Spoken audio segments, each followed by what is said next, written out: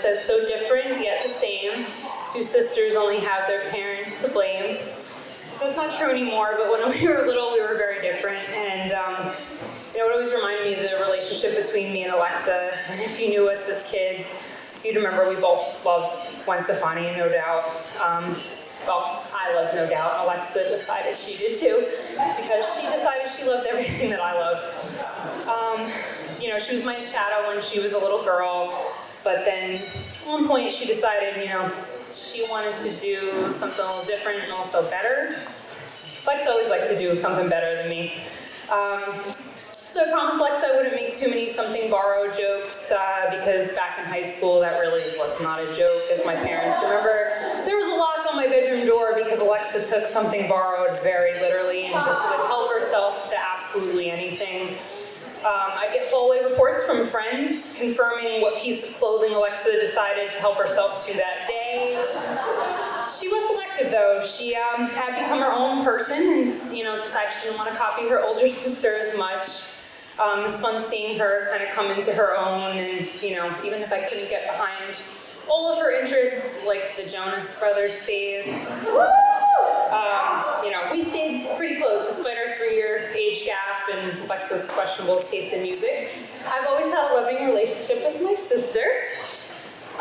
When Alexa met Michael, I could understand the appeal, unlike the Jonas Brothers. Michael was funny and smart and perfectly complimented Alexa, and I could immediately see that they were a great fit. Growing up, I used to wish I had an older brother, and I'm excited I finally get my wish. But now, Alexa can steal Michael's hoodies and not mine. So I'll always be here for you, Nunu, and I love you both, and I wish you many happy years together, and I can't wait to see what the future brings you to. I know it'll be great. Cheers to Michael and Alexa.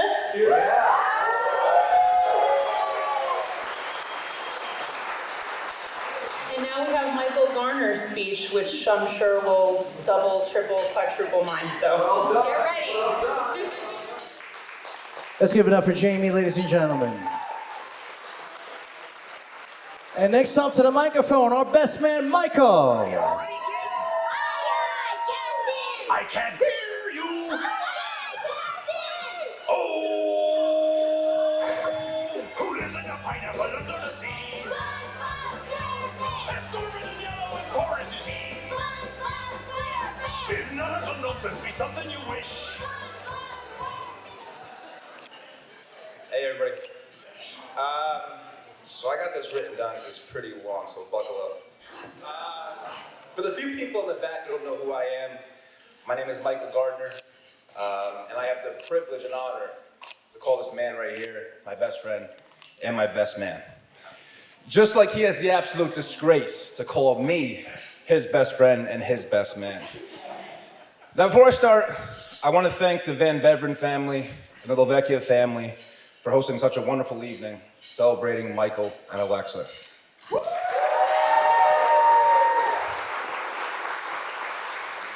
Now don't get me wrong, that cocktail hour was great, but I really wish they had Mr. Van Beveren's sausages and peppers. Has anyone here had his sausage and peppers? My man's sausage is unreal. Now while I'm shouting out parents, I really want to take a minute to thank Mr. and Mrs. Lovecchia.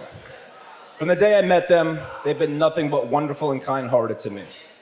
I always felt welcome in their home, and I'm sure I spent more nights at their house than I did my own, while Michael and I were home on college breaks.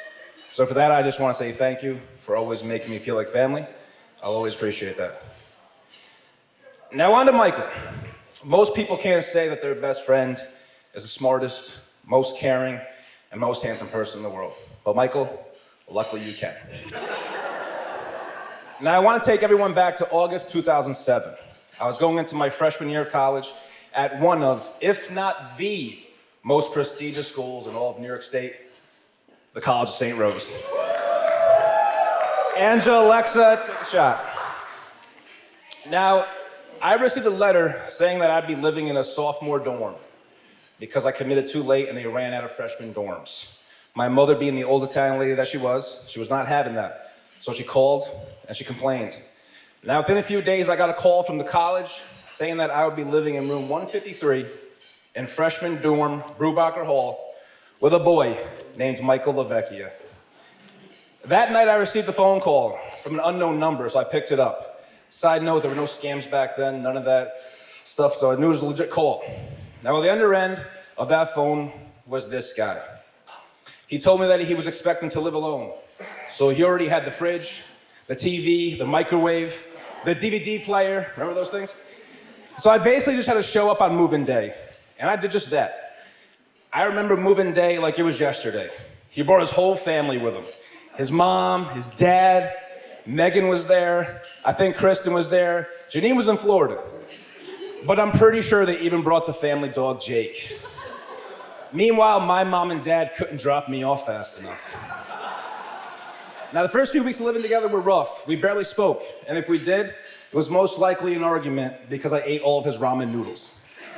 Now, about 2 weeks into the first semester, he brought me into our room and closed the door to tell me that he wanted to go home. He was dropping out of school because he didn't like college, but more importantly, he was homesick. So I calmed him down. I said, your mom and dad are not gonna be too happy. You've been here 2 weeks.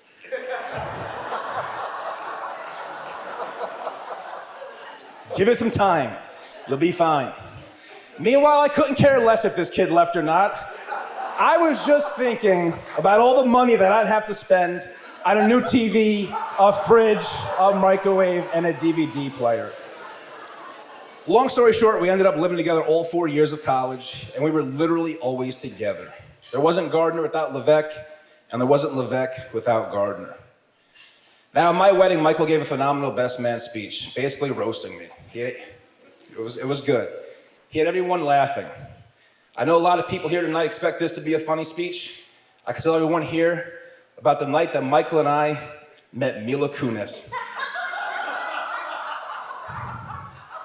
Or I could list off his absolutely terrible stock market picks.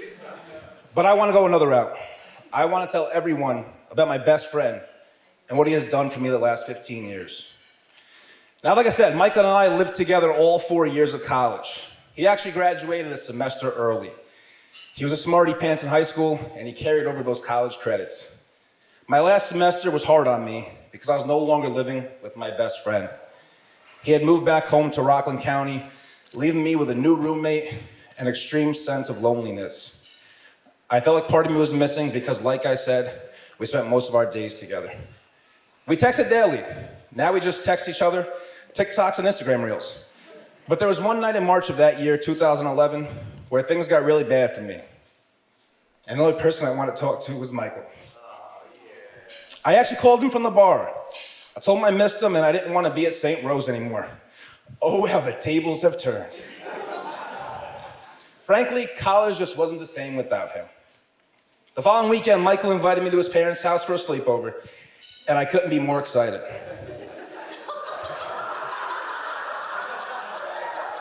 That didn't sound right.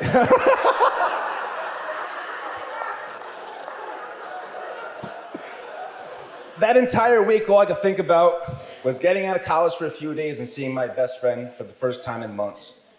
Michael, I never told you this, but that trip meant the world to me. I know it may have seemed like a regular weekend to you, but I needed that more than you know. And it helped me get through the rest of my senior year. So for that, I want to say thank you. I'll never forget.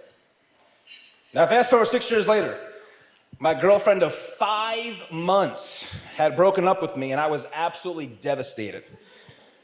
Side note, I actually matched with her on a dating app while on the couch at Jim and Joyce's house, so thanks for that, guys. Michael and I had gone to a show at MSG, and on the train ride home, I couldn't stop telling him how much I missed her. Michael told me to grow up, stop being stubborn, and just text her. He said, tell her you were willing to change and be a better person. He basically wrote out the text message for me. All I had to do was just press send. Now that girlfriend is my lovely wife, and I owe it all to Michael.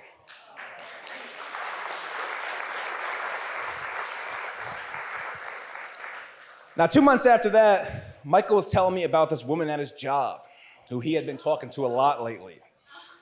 Said she was gorgeous, blonde, tall, and very outgoing. So naturally, I asked for pictures. Within seconds, I'm telling you, seconds, like he was waiting for me to ask, he sent those pictures over. And I was in shock. She was actually gorgeous, blonde, and tall. Now, a few weeks later, I finally met Alexa at a Rockland Boulders game. The fact that this girl even showed up to a Rockland Boulders game says a lot about her character. She loved Michael for him and not for his terrible choice in minor league baseball teams. Now, more importantly, she put up with me and my antics for more than 9 innings just to spend time with him, so I know that she loved him. Like I said, I've known Michael for over 15 years. I've never seen him more happy with his life than he has been since meeting you, Alexa. You bring out the best in him, and you've kind of domesticated him with his corn chowder and his world-famous mac and cheese, the one with the bacon. You made him a much better person inside and out, and for that, I can't thank you enough. Unfortunately, I didn't know you, Alexa, before you met Michael, but I can tell you are both your best selves around each other. As time is going on, I think you're one of the few people who actually get me and my terrible sense of humor, mostly because Michael and I are very similar, but also because you've taken the time to know me and appreciate the friendship that I have with Michael. You both were made for each other, and honestly, if it weren't for you, I don't know who would do his laundry. Now, as I wrap this up, I just want everyone to raise their glasses and toast my best friend Michael and his beautiful wife Alexa as they begin the next chapter of their lives together. Thank you.